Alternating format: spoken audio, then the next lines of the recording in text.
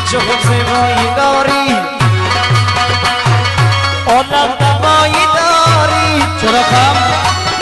یا که صورت زیباست یا که چیزگرت قویز یا خوشنمایی داری اخای خمارم اخای خمارم اخای خمارم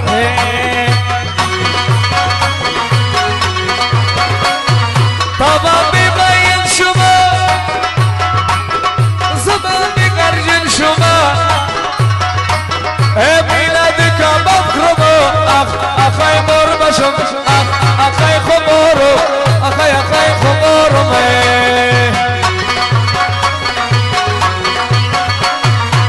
دانه دانه یک دانه کشکده آب دانه دانه دانه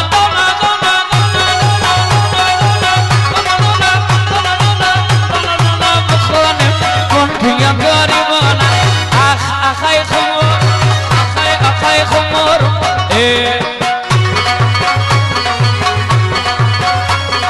یه صبحی میری مکتب دختر بسیار لپوشم دلم در قیدن گرم چرا نمیزنی گم اخای خمارم اخای خمارم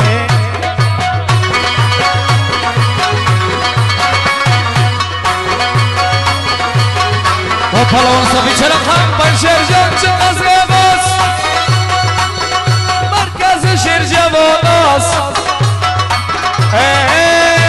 امی شریفی خدمتگار با جواناست اخای خمارم اخای خمارم اخای خمارم با بند مین شما از لبان غمجم شما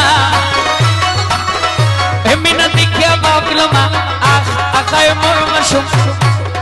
بگم بلا بانسی عشق بودین دارم اخای خمارم و پرده